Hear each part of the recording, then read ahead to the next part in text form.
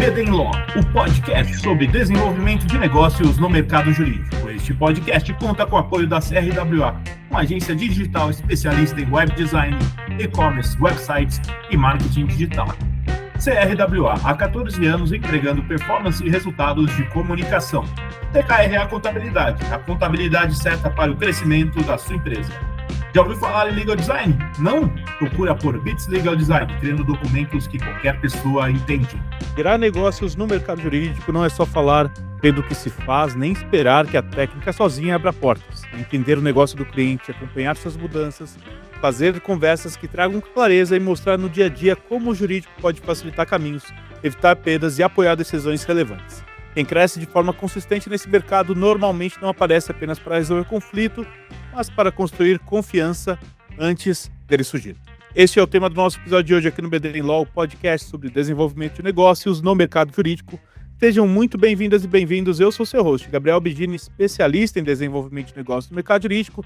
Estamos aqui com Paula Magalhães, sócia das áreas de companhias abertas, mercado de capitais, fusões e aquisições e societário do Demarest Advogados. Ela é bacharel em Direito pela PUC São Paulo e possui forte experiência em assuntos envolvendo empresas listadas em bolsas do Brasil, desde os assuntos estratégicos extraordinários, como reestruturações societárias, M&As envolvendo troca de ação, ofertas públicas de aquisição de ações, o OPA, até as obrigações periódicas de tais companhias.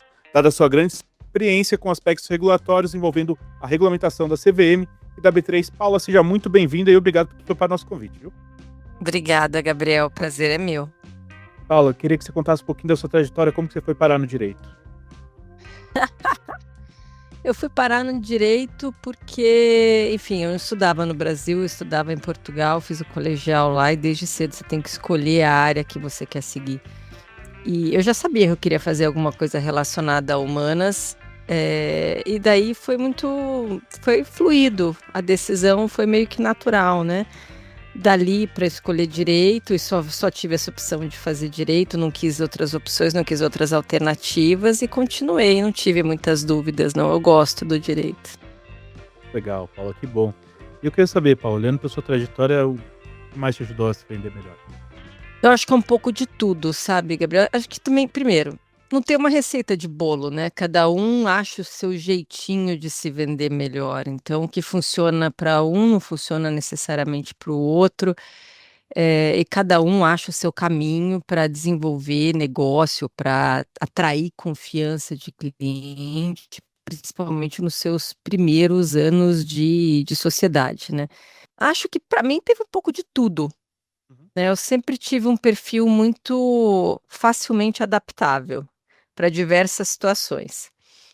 E isso ajuda bastante, porque cada cliente tem um jeito de ser. Então, eu não sou a mesma Paula, o mesmo estilo com todos os clientes, né? Você tem um cliente que é um pouco mais agressivo, você quer o cliente que é muito mais agregador e que não quer o embate, você tem aquele cliente que quer a coisa muito mais técnica e só. Você tem aquele outro cliente que quer que você tenha uma veia mais comercial, uma coisa mais, um jogo de cintura mais acentuado até do que da técnica, e você tem que saber jogar com as suas facetas, né? E mostrar um pouco mais de algumas das suas características, dependendo do cliente que você atende. E acho que isso passa um pouco também por falar em público, seja com um grupo menor, seja com um grupo maior de pessoas. E isso eu acho que tem gente que diz que tem dom para falar em público e desenvolve. Eu acredito muito pouco nesse dom. Eu acho que tudo é uma questão de treino, né? Tudo é uma questão de resiliência, de tentativa. E quanto mais você pratica essa fala em público, melhor. Então, eu acho que esse é um grande aspecto que me ajudou bastante. Mas não foi um dom, fui aprendendo com o tempo, observando várias pessoas falarem de diversas áreas, né? Desde advogados também e pares, políticos falando, mesmo outras profissões completamente diferentes, alguns médicos que falam muitíssimo bem em público e por aí vai. E, Paula, é interessante isso, porque na faculdade de Direito a gente não aprende essas coisas, né? Não aprende. Aliás, tem tanta coisa que a gente só aprende na vivência e não na faculdade, né? E não na mesa, e não desmerecendo. Eu acho que a parte técnica ela é muito, muito, muito relevante e vai ser para sempre. Tem que estudar sempre. mas o aspecto de saber se comunicar e saber se comunicar bem, entender o seu público primeiro para depois falar, isso é super importante, né? Sem isso, você não consegue evoluir, porque você não consegue passar adiante aquilo que você sabe. Como consequência, você não consegue passar essa confiança para o cliente, né? Você só se torna o trusted advisor se a pessoa com quem você está falando está absorvendo na medida que você quer que absorva o que você disse. Muito legal, Paulo. Você falou que não tem um dom, tem um treino, tudo, mas muito do que você fala tem a ver com a linguagem não verbal também. E você falou dos políticos, de como você vê eles se comunicando, de médicos. Como que foi essa observação sua? Você começou a ver vídeo no YouTube, começou a ver palestra, foi atrás, ou estava ali no momento e falou, vou aprender isso com o que ele está falando? Como eu sempre achei que falar bem e escolher bem a sua fala, dependendo do público, é uma coisa super importante, desde cedo eu observei sempre muito as pessoas que eu achava que falavam bem e por que que eu achava que essas pessoas falavam bem. Algumas o posicionamento das mãos, a própria roupa, né, o tom da voz, as expressões faciais. Se você chega numa reunião e fala assim, fica e você fala tudo certo, tudo correto, mas com a cabeça baixa, muito baixo, ninguém presta atenção. E ao mesmo tempo também se você chega parecendo um bobo da corte, gesticulando demais, falando demais, interrompendo todo mundo, você vai ser aquele cara chato também da reunião que ninguém vai prestar atenção. Então, com o tempo, olhando diferentes profissões, diferentes perfis de pessoas falando, você vai aprendendo a moldar o seu, né? Uma coisa que eu sempre falo para quem é mais novo e que está começando a falar em público, se você está sentado numa cadeira, aqueles palcozinhos que todo mundo fica sentado na cadeira e você fica girando, girando, girando, girando. Isso é horrível, porque a pessoa está nervosa para falar e ela gira, gira, gira, gira, gira a cadeira. Isso é muito ruim para quem está assistindo. Porque a pessoa fica assim, e a pessoa mexendo, mexendo, ou mexer muito com os pés.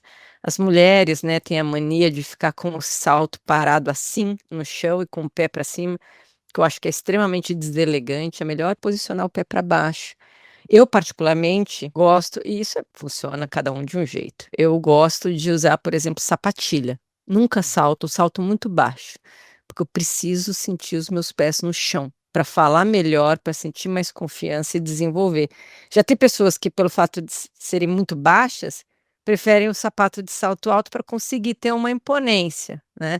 Uma outra coisa que uma vez eu falei num evento para advogadas mais novas, com relação à roupa, você tem que usar uma roupa extremamente confortável e elegante.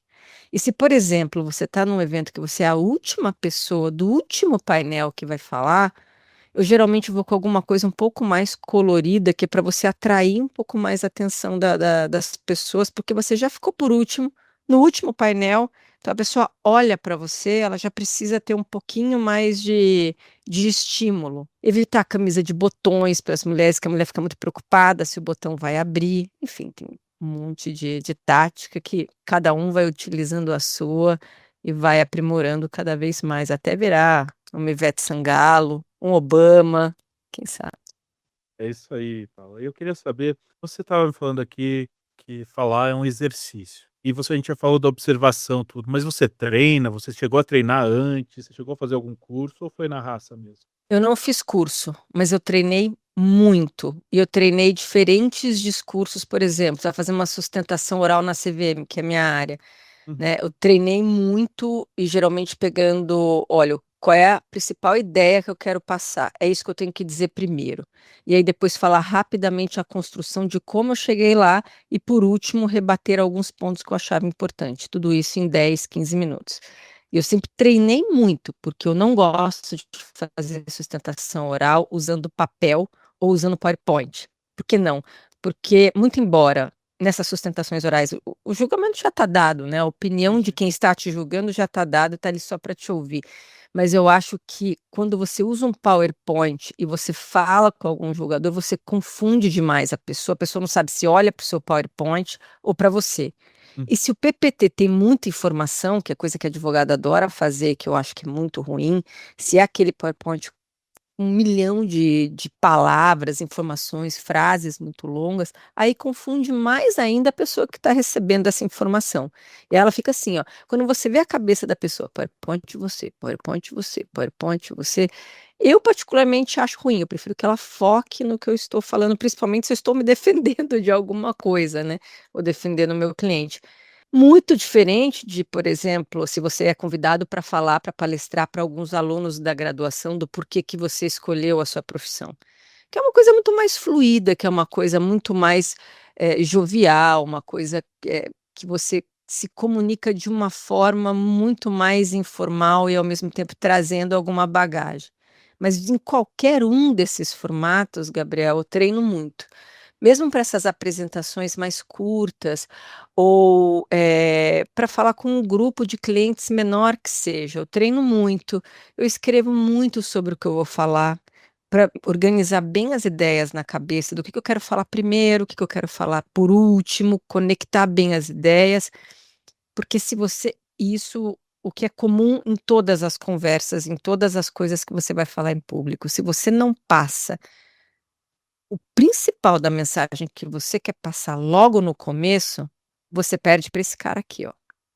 E você perde rápido para o celular. E aí, para trazer a pessoa de volta, é muito difícil. Então, você tem que mostrar logo a informação e depois você desenvolve um pouco como você chegou lá. E se for usar slides, aí, assim, eu acho que é para eventos específicos, públicos específicos, e eles têm que estar bem didáticos. Os advogados têm um bom caminho aí para aprender, e é um ótimo aspecto para usar a inteligência artificial também, porque já está bem mais fácil hoje em dia. É verdade, Paula. Paula, eu queria agradecer a sua presença aqui no BD Law e por ter compartilhado a sua experiência com a gente. Queria saber se você tem alguma mensagem para deixar para o pessoal que está acompanhando aqui a gente e o seu contato também. Bom, a última mensagem é, enfim, criar confiança com o cliente, falar em público, falar para grupos maiores ou menores, é muito menos um dom do que a gente imagina. É como várias coisas na vida, uma questão de prática e de perseverança, né, de tentativa. Acho que esse é o recado macro que a gente quer dar aqui hoje. Os contatos, acho que você pode passar aí para todo mundo. E-mail, telefone, fica à vontade. Perfeito, Paula, muito obrigado, adorei o nosso bate-papo. E, pessoal, a gente vai ficando por aqui, não deixem de nos seguir nas redes sociais, estamos lá no Instagram, no @BDinLaw, e no LinkedIn, Gabriel Bidini, onde vocês vão encontrar conteúdo sobre desenvolvimento de negócios e mercado jurídico. Esse é o BD Law, um podcast sobre desenvolvimento de negócios no mercado jurídico. Nos vemos no próximo episódio e até lá. BD Law, o podcast sobre desenvolvimento de negócios no mercado jurídico. Este podcast conta com o apoio da CRWA, uma agência digital especialista em web design, e-commerce, websites e marketing digital. CRWA, há 14 anos entregando performance e resultados de comunicação. TKRA Contabilidade, a contabilidade certa para o crescimento da sua empresa. Já ouviu falar em Legal Design? Não? Procura por Bits Legal Design, criando documentos que qualquer pessoa entende.